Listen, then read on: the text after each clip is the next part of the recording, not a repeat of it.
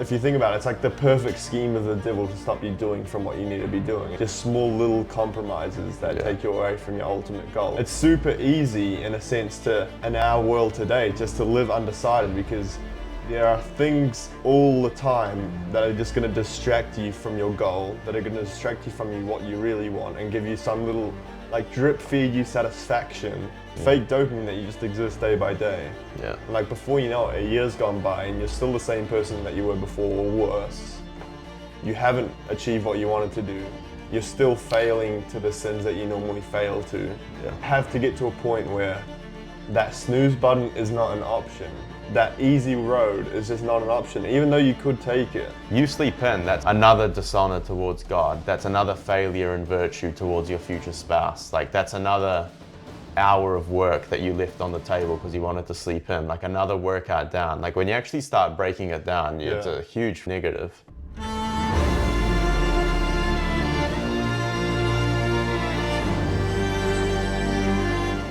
Welcome to the Fit for the Kingdom podcast, episode 22. You're here with your hosts, Nico Monekason and myself, Tama Monekason. Good morning, Nico. Good morning.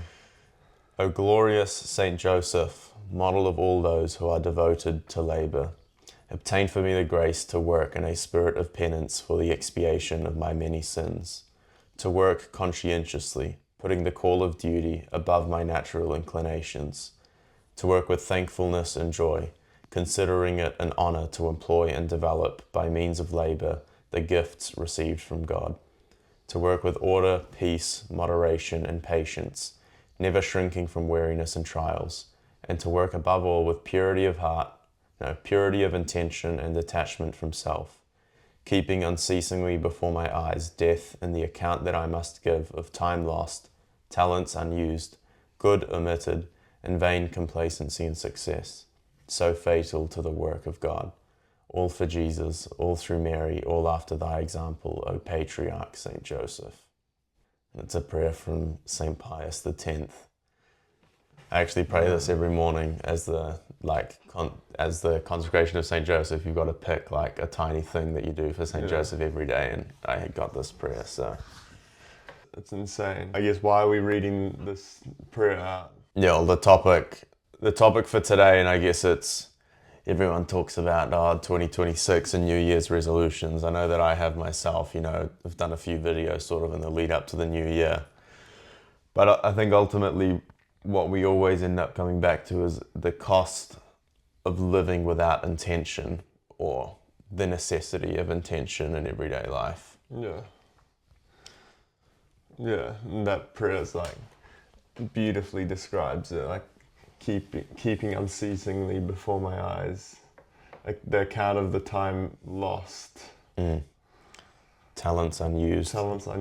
So it's just like an absolute necessity to be striving for, well, ideally sanctity, but striving for something minimally, like taking steps forward no matter what. No matter what our life is looking like. And it is like a common thing that people, especially young men, just don't have goals. Like, they don't have set out in front of them, like, okay, what do I want to do in the next month, in the next 2 months, year, 10 years? Like, not everyone has their life dictated for them to have like a plan of life for the rest of their life, but like having a purpose and a goal that's unceasingly in front of you, that you just continue to work towards, because not having that there then leads to the cost of actually not acting, being undecided, which doesn't take you anywhere. So it's just like, okay, navigating this problem, even if you don't have everything sorted out, it's like, okay, where do you start? Yeah, I guess it's it was one of the quotes that came up in our last reading, that it was like a ship without, what was the quote? It was like a ship without a port, or a ship without a ship without direction will never reach its destination. Yeah. Well, I don't know, it's like a ship without a rudder. It's like, it's going to get blown all over the place, but you'll be freaking in India before you know it. Yeah, exactly. But I think the reason why this is such an important topic and on why we should live decided is that it's a dangerous game no matter where you're going in life, no matter what your values are. Like, well, one, it just kind of, as someone that's not living for a purpose, is the first thing that comes to my mind is just like kind of weak. Like, you've just got nothing formed and you're not going to go anywhere. So it's just like, one, you're not capable of making any good for yourself, but not making any good for others either. And as I was saying before, like, it's such a danger because without having purpose, without having that goal, you actually can't really take steps towards being a better man or being a, whatever you are. Like, until people have that in front of them, then they don't act. And so what I see quite commonly is like, okay, look, I don't know where I'm going to go and study at uni, or I don't know what I'm going to do after school. I don't know what job I'm going to take. And so people practically, when they are unemployed or when they're on their uni breaks or whatever that may be, end up actually just wasting their life instead of seeing it as like, okay, even though things aren't fully as I'd like them, I don't have like a concrete responsibility. There kind of seems to be like any sense of responsibility just completely dissipates. And I see that as so dangerous to a life of holiness, because like our life is sanctified in the things we do every day. Like, I've got the quote of San Jose Maria Escrivá, founder of the Opus Dei: sanctity consists in the heroic fulfillment of the duties of our everyday life. So, okay, what am I meant to do when I don't have that job School lined or up, university. or that school? Or I'm not in the study semester. Like, where do we start? I think the lack of goal setting is a huge problem. Like, I still remember in school, like, setting SMART goals. Like, I forgot what the S was, but it's like specific, measurable, achievable, realistic, and is it like time bound or whatever? But it's like, I don't know. It's something like, I don't know. I guess that's one of like the few things that are about school, university more so, but like, the fact that you're operating within a structure, it's like the goal of school is for you to pass your grades. Obviously, you need to like study and try grow in virtue as well. But at a bare minimum, you have to just achieve the program. But it's like, as you said, you finish school and maybe you don't have your exact like uni path lined up, or you don't have your job lined up. If you do have your uni path lined up, well, it's like most universities only study like 7 out of 12 months at that. Yeah. So it's like, and full-time study is like pretty easy as well. 5 months. Exactly. It's like that small part of that medium part of your life is definitely not going to account for every minute of the day. So it's like, how do you think about life in a way where you're not just like going hard and locking in when I have an exam, or when from 9 to 5 at my job, and then the rest is like, it doesn't matter what I do, or it's neutral, because that's obviously the wrong approach. Yeah. And to me, it kind of seems like, why is your purpose or your drive purely based on like some exterior kind of temporal thing? You know what I'm saying? Like, okay, well, when this is done, I can relax.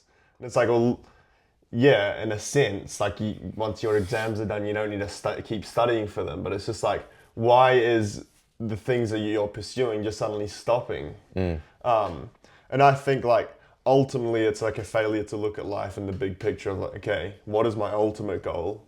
That's to reach sanctity, as all Catholics should. It's like a heroic pursuit of sanctity. It's like, okay, if I line all the dots up, what does that look like? Well, it doesn't look like just living meaninglessly every other day of your life, that you don't have work, or you don't have study, or you don't have like this big concrete duty to fulfill, because you are failing in your duty to live as a Christian and to fulfill the commandments. Like, you might not be sinning, but what are you actually doing? Yeah. Like, what are you doing living without purpose? Yeah, I think like I was talking to someone about this. It's like, if your question for measuring doing something is it a sin or not? Like, you're operating so low. It's like, You fully dude, miss the yeah, point. yeah, like eating Maccas is not a sin, watching TV shows is not a sin, playing video games is not a sin. Like, there's heaps of things that are not sins that are not good for you. Like, Yeah. that cannot be your metric for whether or not you should do something. It's like, if the only things that you're placing a hard objective rule in your life is like, well, as long as I don't commit any mortal sin, Yeah. I can do whatever. It's like, Spiritual minimalism. yeah, Yeah. it's just like, it's just pure mediocrity. And like, the Protestants talk about this. Like, I was listening to this podcast and it was like about Christian productivity. It was actually quite good, but he was saying that, I can't remember where it is in the New Testament, but it's like, and you shall give account to God for the works you have done. Obviously, they don't believe that you're saved by works, but at the same time, like all throughout Scripture, even if you're coming from like a Protestant perspective, the New Testament always talks about works. Like, if your faith doesn't lead to good works, sure, our salvation isn't dependent on those good works, but if you're genuinely on fire with the faith, a natural byproduct is good works. Like, you can't just have a strong faith and then that's not reflected in your moral life. Yeah, 100%. And like you can even apply that like whole idea of minimalism to any other state of life. Like say you as a father real soon, like okay, how little does my son need to eat to, or my daughter To survive. to survive? It's just like you just never operate like that because it's Yeah. just it's planned for failure. You know what I'm saying? Yeah. So it's just a dangerous game, and it's kind of sad that we've resorted to that because that's what the world kind of offers. Like you look at the majority of people in white collar jobs, whatever they're called. Like waiting for the 5 p.m. to hit so I can go home. You know, like doing as little as possible in my work, investing as little as possible, and getting the most amount of money I can. It's just like you aren't really matching your input and your out and the desired outcome. And so by living in that minimalism, you don't actually fulfill yourself. Like even from a secular point of view, like you're just going to be living a miserable life. There's no happiness with a lack of responsibility. And so we do though always find ourselves in those situations like, okay, my study has wrapped up and it's like another 2 days till I'm flying home, or like, my job is on New Year's break, you know, like that's just a common thing. So it's like, how do we actually confront this issue and take steps towards like, okay, I might be able to use this opportunity to take things a little bit more easy, but not just like completely losing purpose and just kind of existing the moment that you don't have something concrete to do. I think like what you said before was a good point. It's like, why is our entire purpose coming from university or work, which over the whole course of the year, or even if you measure it in the number of hours, is only like 30% of your life? And it's like, well, I think if we come back to first principles, is that your vocation and purpose, there's like multiple levels to it. Obviously, your primary, I guess, vocation is to become a saint. I guess another way you can describe that is we're all made in the image of God, and our duty is to grow in His likeness, because obviously through original sin and through our lives of bad habits, we lose the likeness of God, and to grow in holiness is to regain that likeness. So that growth in virtue and holiness is your primary, like that's an objective vocation of every human being. And then if you drop down one level, it might be like, okay, well, what state of life am I in, or am I called to? So if you feel that you're called to marriage, you're called to the vocation of marriage, but right now you might be single. So your state in life at the moment is single and discerning marriage, or if you have discerned marriage, you're now sort of looking for a spouse. There's a set of responsibilities and objective things that you should be doing in that state in life, which are universal. It's not optional where it's like, okay, well, I've discerned marriage and like I don't need to do these things, like because I'm getting married and I'm not becoming a priest, my prayer life isn't as important. Or because I'm becoming a priest and I'm not living in the world, I can just ignore my physical life, or I don't have to get a job. Like, I need to talk to women. Yeah. If you're a single guy in any state of discernment, you should be looking after your health. You should be pushing yourself physically, like doing physical disciplines, whether that be fasting, running, going to the gym. Like, I don't care which of these you pick, but if you're a male human being, you should be pushing yourself physically. That's not something that's optional or negotiable, or you can swap it out for something else. That's just the raw fact of reality. Same with your prayer life. Okay, so that's your state in life. Now, if you're a father, same things apply, but obviously now your priority is your wife and children and getting them to heaven. So the game changes a little bit. But across all of these vocations and states in life, we haven't even talked about work or career or study or anything. There's already like a baseline of responsibility. Exactly. And people need to think about what that entails. It's not like we could probably give you like a blueprint of everything you had to do, but at the end of the day, that's something for you to think about, that it's like, what's the end of marriage? I'm a single guy, what's the end of marriage? The end of marriage is for the procreation and education of children. So I've got to, you should be having children within a marriage, but you should also be educating them to a high degree and, teaching them the faith. And that's a big job already. Like, it's not easy to educate a child and educate him in virtue. So if I understand that that's one of the ends of marriage, well, that necessitates me now as a single guy to work on my formation, to work on my virtue, to become the best man I can be, so that I can then pass that on to my kids.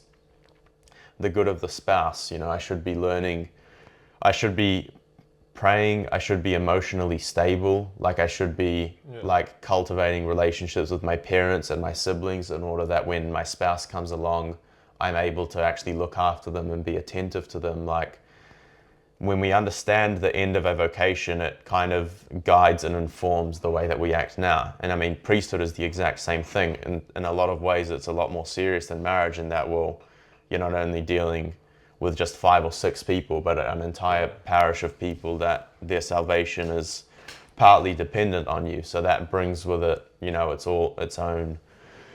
You've got to be socially capable, you've got to be able to preach, you've got to be able to minister. I mean, you're dealing with probably a lot more wounded people than you would be as like a married man. So, if you're even thinking very lightly, like, maybe I am called to the priesthood, or maybe I would want to get married in the future, that decision and that desire and that vocation has to inform your present day. Because if it's not changing the way that you're acting in the present, then you're basically just daydreaming. It's like, sure, like, I want to be a millionaire, but I want to take all my weekends off. I want to have all my public holidays, and I don't want to work past 3 o'clock on a Friday. Well, bro, you're not going to be getting close to 7 digits with that mentality, Like, you either take your weekends off, or you do the work necessary to be a millionaire. Like, you can't. There's a crossroads there. Yeah, 100%. And like, going back to like kind of your first point, it's like, well, look, if you zoom out completely and go to our ultimate vocation as sanctity, like becoming more, like, we're made in the image and likeness of God, becoming more like God in the ways that we can. Like, we talked about in this talk we did at a youth group, like becoming fully transformed. And it's just like a transformation, like you say a transformation is complete. I mean, obviously our transformation in Christ will never be fully complete until we're saints.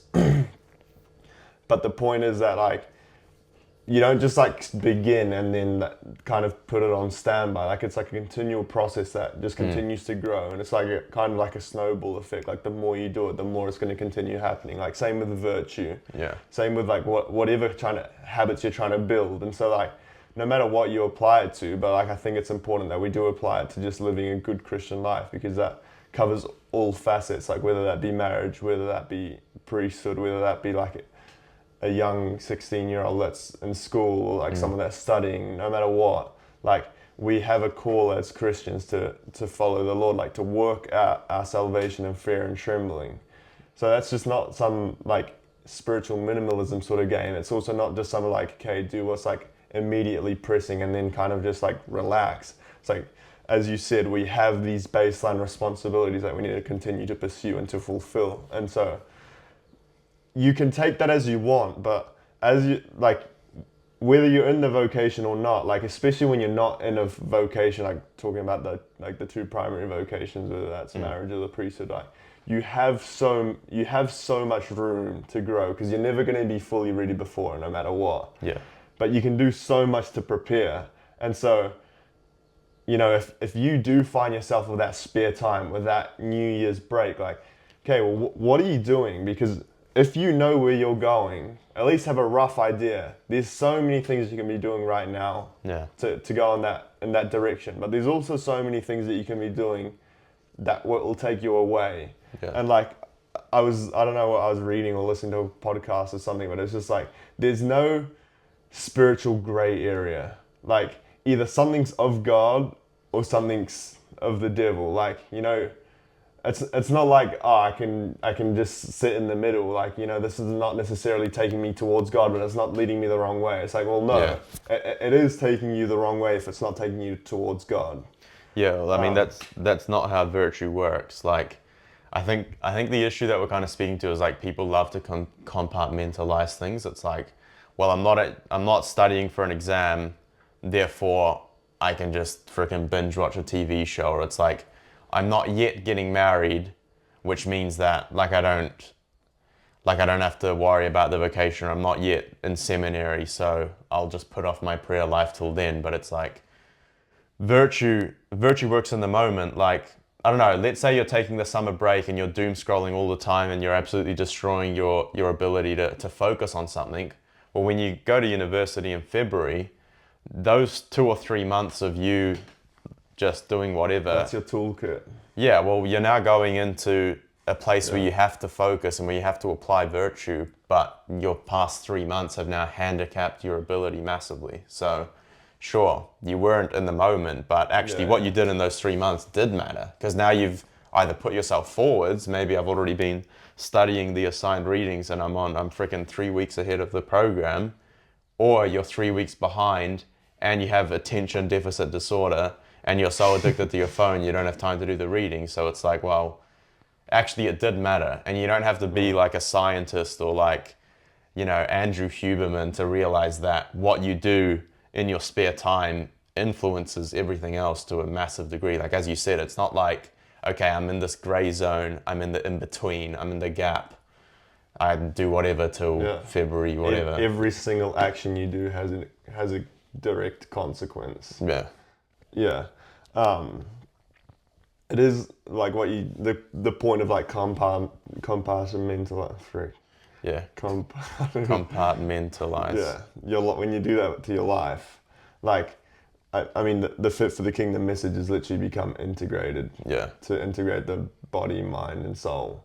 And so I think the moment you integrate, like the moment you strive to integrate, your whole like life view completely changes, because every single action is conducive to your one goal, to your one goal of sanctity, to becoming fit for the kingdom. And so the moment you be like, okay, you know, that intellectual side of my life is on pause because my studies, like, I'm on break, you know, or like, you know, I don't have to work because like I've got time off, and so like I'm just gonna do nothing. It's just, the moment you start splitting up your life and like kind of separating it from your one goal, and like seeing, it's like, one, it's kind of like this stuff isn't really important to where I'm going. Well, it's like I don't actually know where I'm going, and hence like I kind of ignore it. Do you know what I'm saying? Like, if you see your study, your work, your physical health, your formation, especially intellectually, like whether you're building that up to then teach your kids, or like to be a priest, or even just to be like a well-formed human being. Yeah. Like, if you don't see that as conducive and necessary to your vocation to sanctity, well, that's kind of where the problem lies, and that's where the cost will be in you being undecided, is because, or you don't even see the value that the things that you're doing right now or could be doing 100%. have towards your ultimate goal. And so it's not like people like to live undecided. It's like, well, you don't see how the dots meet. Yeah, you don't see how the dots line up, and so then Like, why would you be doing something that you don't necessarily see a point to? Yeah, 100%. And I mean that I love that principle of connecting the dots, because like you hear adults say that about kids or like young people all the time. It's like, oh, he just hasn't connected the dots yet. And it's like, if we take an example of something that you might say that about, it's like, well, yeah, he had a bit too much to drink, or he stayed up too late last night, and he hasn't connected the dots to how that affects him the following morning. And like, I don't know, I think when you spend time thinking about this, like obviously it's something that I've thought about a lot, and especially when I was younger, like when you connect the dots in such a way that you're keenly aware of your duties as a man before God, as a husband, as a father, all of a sudden it becomes very clear when there's certain things that are taking you away from your goal. Like if it hits like 9:30 and it's a weeknight, and I remember we'd have like dinners at the stables or something that would sometimes go on, like the later it gets, my conscience is like going louder and louder. Bro, you're going to be tired tomorrow morning. You've got to get up at 4:30 to pray. And like the later you push this out, the more you're screwing yourself over tomorrow. And it becomes, let me put it this way, it becomes very difficult to act against your goal, because you've already got such a keen conviction of the work that needs to be done that it's everything's integrated, so making the right decisions become easy.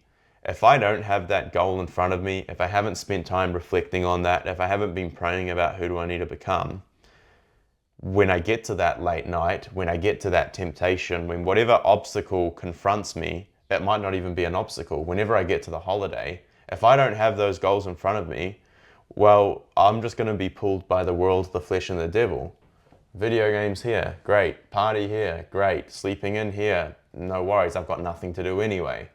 Like you just completely lose the vision, the clarity, the anima. You lose the spirit of time. Yeah. Yeah, it's like you mentioned time. I was kind of reflecting, like the smart goal is like make it a reasonably timed goal. It's like, well, sanctity, as unreasonably timed as it is, like you don't get a choice on how long. Well, you on don't how know. long your fight on this earth is for. Yeah. But are you gonna be the one that chooses to strive, or are you just gonna like live somehow a mediocre life and then hope it's enough? Like, I mean, obviously we can't earn our salvation. We as Catholics, we believe that our works alone don't save you. But there are things that we can be doing in nurturing that. Grace builds on nature. For grace to build on a life of good nature, like it's not like our nature is just gonna have to be how it is, and like our Lord is somehow gonna like inject grace into that. Like, I mean, he can, but it's just like it's not how it works. It's not how it works. So it's just like, okay, where are the steps that we're building in light of our goal of sanctity, to then allow for grace to actually supplement that and elevate us. And so I think the easy solution is like, okay, when I don't have like a big, I would say, vocational task in front of me, whatever that may be, like I'm not married yet, I'm not a priest, I'm not in seminary, I'm not studying, I don't have a job, how do you live your life? Like, I think primarily it's like, okay, prayer, like, are you keeping spiritually healthy? Are you keeping physically healthy? Yeah. Intellectually, like it's just the basics. It's like you have to form yourself as an integrated self. Yeah. And because when you are integrated, you see it all as like conducive to my final goal.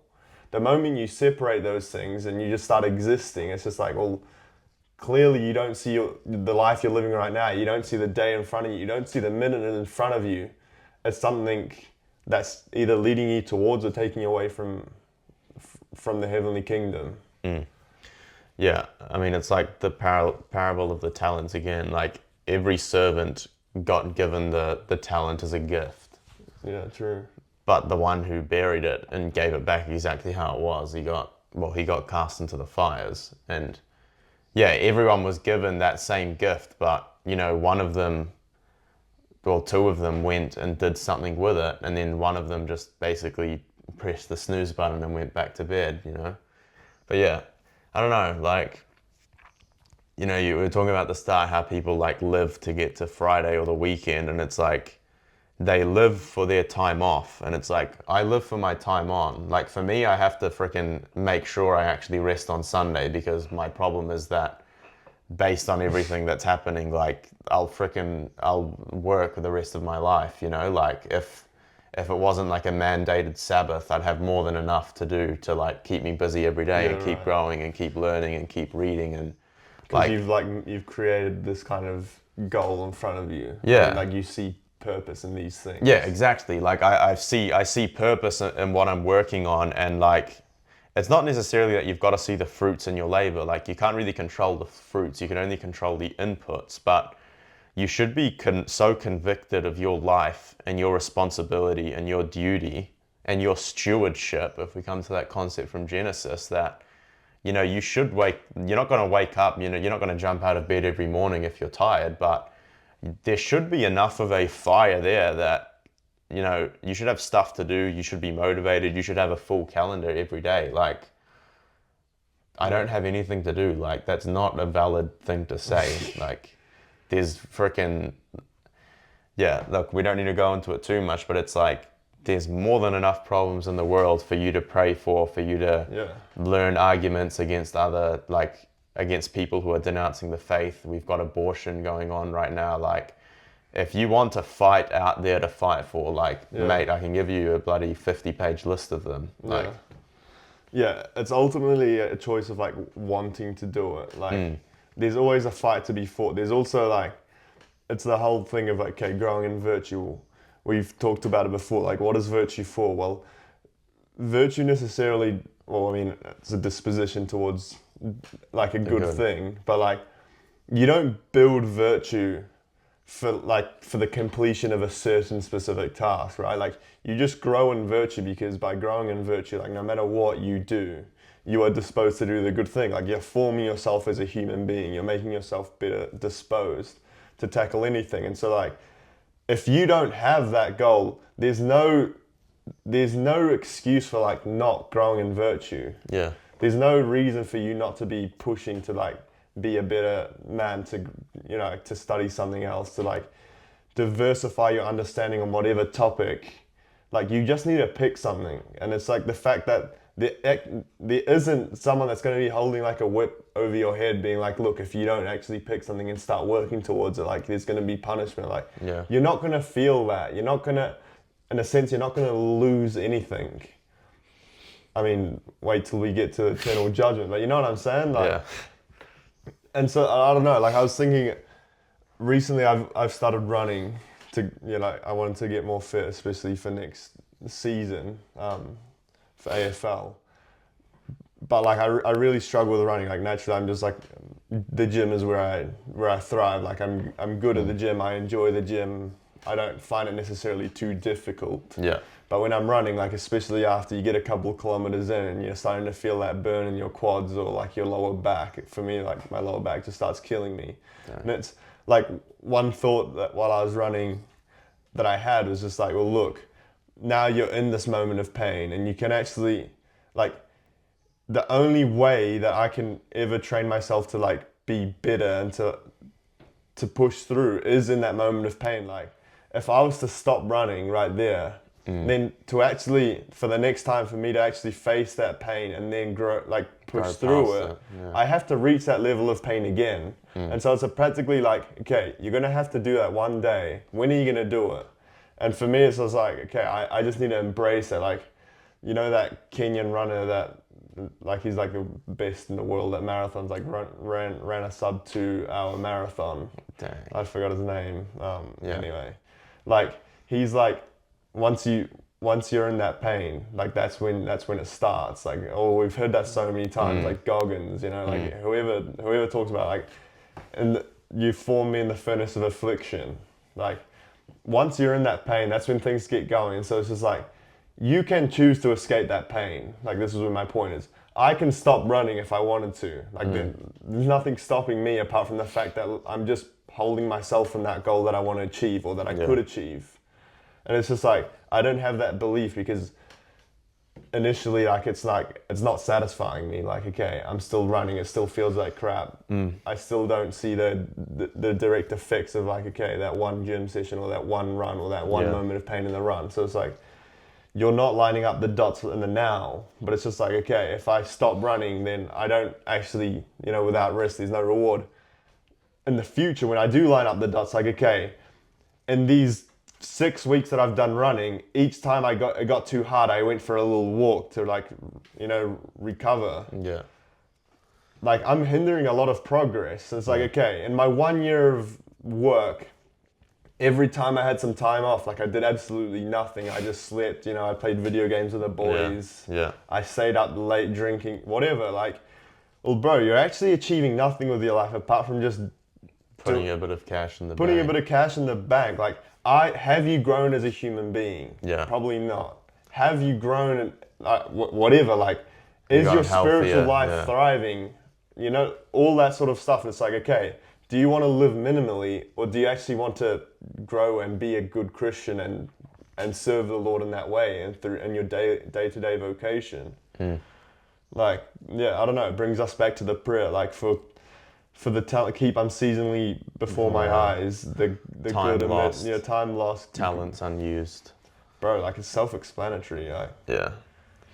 Yeah, I guess it's a good point you say. Like, I guess the problem in the modern day is that everything's so easy. Is like you get spoon-fed your whole life. There's like, as you said, there's no actual punishment for you taking the easy way out. Like, no one's actually going to punish you for pressing the snooze button, for skipping the gym session. Like, I guess that's why discipline is so important, and like staying away from the screens is so important, because it's so easy to just live in this fantasy world of like rinse and repeat and dopamine and like distraction. Yeah, distraction. Like, you never, like, I don't know, like if you're like a caveman and you're just sitting in the cave alone, eventually you'll just go outside just because you're bored, and like you'll start like wrestling with a wild boar. Like, you might as well do something. Okay, well, you go and do something productive. But the fact that, I talked about it in my video games video, that it's like these things just start sucking your time and your energy away from you. And let's not act like you guys are retarded and you don't know that it's happening. Like, people are aware that these things are negative majority of the time. Like, it's not like you're like the Matrix, or you're plugged in and you're living like a hallucination. Like, you're perfectly aware that you're becoming like a fat gamer, or that you're staying up late and watching Netflix. Like, we don't have to tell you that that's bad for you, but you're living in this cycle where you're not facing up to reality. Like, you're just avoiding having to make the hard decision of like, actually, maybe I do need to turn the screen off and put my shoes on and go for a run. But yeah, I mean, I always think like, surely back in the day it would have been easier, because it's like, well, number one, you don't have distractions, but number two, everything's also harder. Like, you need to work harder to get food on the table, and you need to, like, just life's just harder. You don't have electricity and hot water and stuff. Yeah, well, I think as well, like, when life is hard, it kind of, hardship makes you reflect on it kind of fortifies your desire for a certain goal. Like, you're not going to keep doing something that's very difficult for a goal that doesn't mean much to you. That's true. Like, feeding a family was difficult. Like, people would have obviously just done whatever they could, and they did do whatever they could to get food on the plate, because that's like the most important thing to them. Like, same with I don't know, for us it's like, as you said, we live in a world where everything is just spoon fed, and so because nothing's difficult, like, in a sense, you don't have much of it. There's no damage in not choosing. Because you can like kind of scrape by no matter what. For sure. Yeah, you just get like a job with a salary and you work some time, and so it's kind of like our duty as Christians, as Catholics, is like, I need to form this responsibility, like, I need to recognize that what I have in front of me is kind of a life or death sort of thing, even though it might not be, like, you have to create this level of like urgency, in a sense of just like, okay, I need to unceasingly strive to this, because the consequences of that could be really drastic. And it's difficult to look at that from a worldly sense and be like, that's how it is, like, because you don't have like a physical punishment. You don't have that hardship that fortifies your desires. Like, look, I could not go to daily mass and get along fine,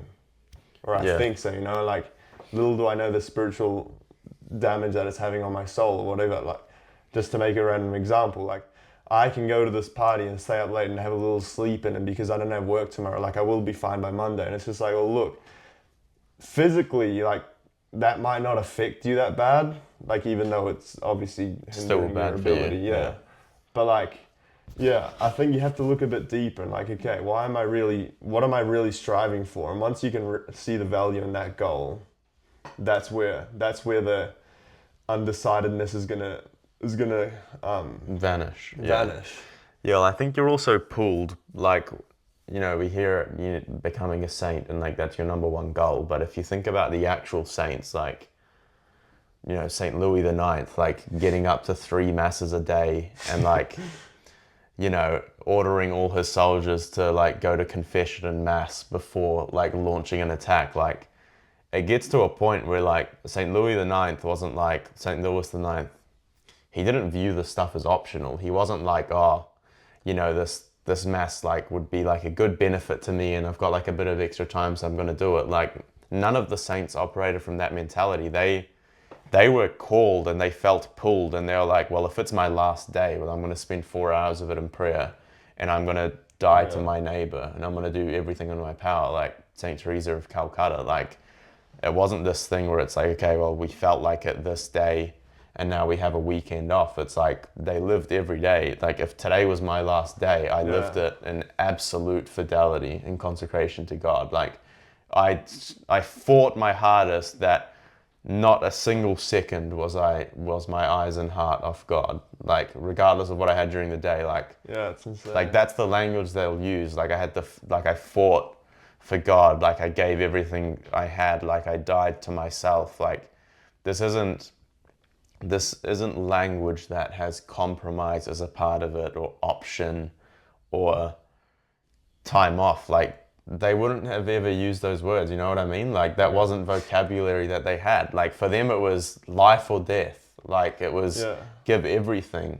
Yeah, and you could look at that from like a secular perspective and be like, bro, what the hell is wrong with these people? Like, why have they just created like this whole scenario, whatever, like, in which they've trapped themselves in like a life or death, when in reality they could just do none of that and they'd still be alive. But it's just like, you're just missing the point completely. Yeah. Yeah, 100%. It's like, well, yeah, you didn't have work to wake up for, so it's like, why did you wake up at 4:30? And it's like, going to work isn't what gets me out of bed, dude. Like, if I was only getting out of bed to go to work, like, I'd be a freaking useless slob. Like, that's not how we're thinking. Yeah, 100%. And you have to as I said, you have to create that urgency, that value in that thing. And that's just like, look, at the end of the day, you form your values. Like, you choose. Like, there's no magic pill. Like, as Jocko says, there's no hack to the system. Yeah. Like, you either see the value in going to daily mass or not, or you either see the value in, like, I don't know, whatever, getting up early and doing some exercise, or doing your hour of prayer that you're skipping on because you're just getting up before work and going straight to work. Whatever that may be, it's just like, I'm sure you could do fine in a sense without it. Like, you can go to work and like you can live, you can exist. But it's just like, is that what you want to do? Like, what are your goals? Do you want to thrive? Do you want to actually live your Christian vocation to the fullest? Like, well, that's going to require something different. And the moment you can value that, the moment you can see that as something worth pursuing, like, you will line up the dots. And you've just got to push. And like, using the example of the saints is especially key, because like, it kind of just it creates the contrast of like, you know, like, I can be doing so much more. Like, John Vianney sleeping 2 to 3 hours a night. Yeah. Like, well, look, I'm sure he would have loved the 7-8 hour sleep, but it's just like, well, could he afford that? And like, to him, it's a matter of like, okay, there's a line of souls that I could be barring from heaven by not being in that confessional for 16 hours or something. You know, it's just like, there's something way different on the line. Yeah. Yeah, I think it's Yeah, it's not really like creating that value, but it's I guess it's like finding that value Yeah, or recognizing it. recognizing it. Yeah. Yeah, That's a real because truth. it's That's there. good. It's there to be recognized, and I guess, as you said, because it's not it's not literally life or death. But you know that's what I was talking to one of our mates too, and I was like, when that alarm goes off, you should be in the mindset that my freaking life and vocation depends on me getting out of bed. Yeah. Literally, it doesn't, but it actually still kind of does. Like you sleep in, that's like another dishonor towards God. That's another failure in virtue towards your future spouse. Like that's another hour of work that you left on the table because you wanted to sleep in, like another workout down. Like when you actually start breaking it down, it's a huge freaking negative. Yeah, and it's like when are you gonna start? Like if you do snooze that button one more time, it's like okay, like as I said, like when are you gonna start pushing through that pain when you're on that run? Like it has to start somewhere, and like you were talking before about like kind of like you didn't put in these terms, but like living in the whole in the algorithm, like in the online sort of like distraction. When you do that, like if you think about it, it's like the perfect scheme of the devil to stop you doing from what you need to be doing. And like you made a video about it, like just small little compromises that take you away from your ultimate goal. And it's just like it's super easy in a sense to in our world today just to live undecided, because there are things all the time that are just going to distract you from your goal, that are going to distract you from what you really want, and give you some little like drip feed you satisfaction that you just fake dopamine that you just exist day by day. And like before you know it, a year's gone by and you're still the same person that you were before, or worse. You haven't achieved what you wanted to do. You're still failing to the sins that you normally fail to. It's just like you have to get to a point where that snooze button is not an option. You know, that easy road is just not an option, even though you could take it.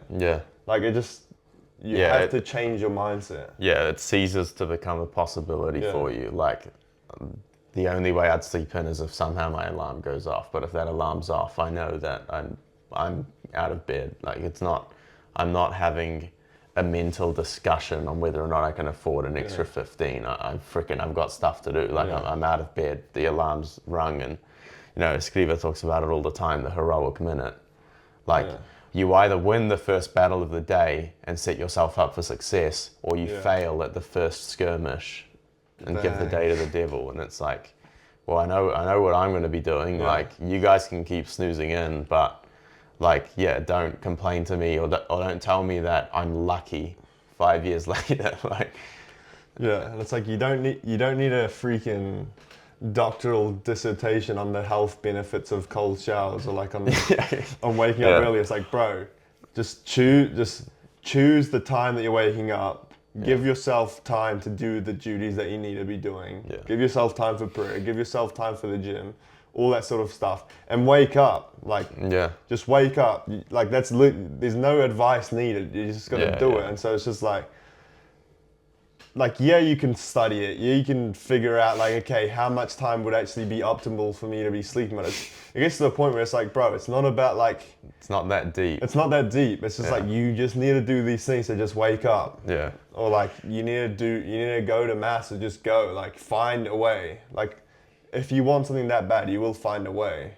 100%. What's that quote? It's like, if you have the why, you can endure anyhow, or something like that. I think it's Maximilian Kolbe. But like, just the cost of living undecided. Like, look, you're the one that you choose to live undecided if you want to. And like, it's kind of sad because it's not even an intentional choice. Like you ask any single person out there and they're not going to tell you like, they want to live like a life that's going nowhere. I love being fat. I love not having a prayer life. Like it's great just having a crap sleep schedule and wasting my time on video games. Like so I'm living the dream right now. And like, I mean, it will fulfill you temporarily, but if you are a devout Christian, or if you want to be a devout Christian, if you want to follow the Lord, then die to the deeds of the flesh. Die to the deeds of the flesh, and really have like a deep look at your life and think, like, okay, are my dots lining up? Is the path I'm on leading me in the right direction? Because the path you're on is leading you somewhere. Yeah, 100%. So, Yeah, Jocko talks about sugar-coated lies. And it's like that thing, like, even if someone says, like, oh, I actually do want to sleep in, or I actually do want to play these video games, it's like, it's a sugar-coated lie. Like, we know for a fact that stuff is not going to fulfill you. Like, you're literally just lying to yourself. Like, you're getting false dopamine, and you're saying, like, I do want to do it. It's like, bro, you don't. Like, no fat person wants to be fat. Like, you cannot actually, that's not a logical thing. Yeah. I think like one real practical pointer is like, okay, you've decided that you want to at least start living the moment intentionally. Like, okay, I know what my goal is. I might not have work tomorrow or whatever. You know what time you want to wake up. Like, okay, let's go 5:30 a.m. wake up. Like, what you choose the day before is what you're gonna do. Like, you don't change it in the moment. Yeah, you don't change the things in the moment. Like, if that workout's hard and you think you actually need to kind of like rest up because like you might, like your muscles are hurting, whatever, you're getting injured, rest up tomorrow. Like, do the thing that you've set in front of you now. Like, if you get to that moment, it gets difficult. So that's the same with that snooze button. Like, if you set that alarm last night, follow through, wake up. Like, if you said you're doing cold showers Monday to Friday, follow through. Like, reassess on Sunday. It's a bit cold on Tuesday. Yeah, like, be reasonable with yourself, because like naturally we're always going to want to escape that hardship. But if you know your goal, like, you have to work, you have to build a team with yourself. Like, okay, I know when I'm going to be at my weakest, and I know when I'm going to be strong, and I know what my capabilities are, and so I'm going to plan around that to then like create the optimal machine. Yeah, like I heard this quote, it's like, your weakest moment is how strong you truly are. Like, you at your weakest. So it's just insane. Like, it's easy to perform when things are great, when the gym feels good, or like when you got your mates there. But it's just like, bro, the true test is like when you're staring in that cold water that's freaking going down the drain from 100%. The shower head. And it's cold outside. Yeah, well, that's why you have to train for hardship, not just like, I don't know, like if you're training in like an air-conditioned gym and you're training at the optimal time of 2 p.m. when you're the most alert, and it's like, well, yeah, freaking, I'd love to do that, but if you're actually going to say, well, regardless of the weather or the temperature or how many hours of sleep, I'm doing these workouts, well, that's where I guess your true strength is measured, because you've come through and you've done it regardless of, your disinclination or whatever it was. We better wrap it up here because I need to keep moving. But 2026 is coming, so you'd better not hit the snooze tomorrow if it's freaking January 1st. January 1st. Imagine starting the year on a fold. Please leave us a comment on YouTube and Spotify if you enjoyed it. You can leave us a 5-star review as well. Just one final comment on the systems and procedures and stuff. There's heaps of podcasts, and I know the Dr. Arthur Brooks one was quite good. Like, again, ultimately you don't need that stuff, but at the same time, like, it is good to sort of plug the stuff into your head more. I know I did a podcast on becoming the Odyssean hero in 2026, and I talked a bit about how you can actually approach, filling your day without like burning out and stuff. So check out those other resources, follow and share the podcast to support it. Make sure you follow us all over the socials. We've just got the new Fit for the Kingdom website out. You can also follow us on Facebook, Instagram. You can follow myself on Instagram and Facebook. I've also got a YouTube channel. We're going to be going pretty hard next year with all the content and try and get these podcasts out a bit more regularly as well. But thanks for listening. Keep up the mahi and earn that eternal reward, that crown in heaven. Right. Anything else? No, just as we said, start the new year with a bang. 2026. As they say, new year, new you. New year, new man. So take that seriously if you want, but if this is the stage you find yourself in where you are living undecided and where you are suffering the costs of that, like, the motivation might come, motivation might not come, but start taking concrete steps Yeah. out of discipline to start trying to recognize, like sit down, write down your goals, write down what you really want, and try line up those dots, because the only person that's suffering from the cost is you. Well, other people are other suffering. people will, but like you're the only one that can make that choice to start moving forward.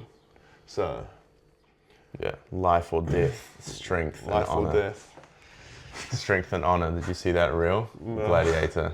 How me and the bro going into 2026, and it's Maximus Decimus Meridius. Strength and honor.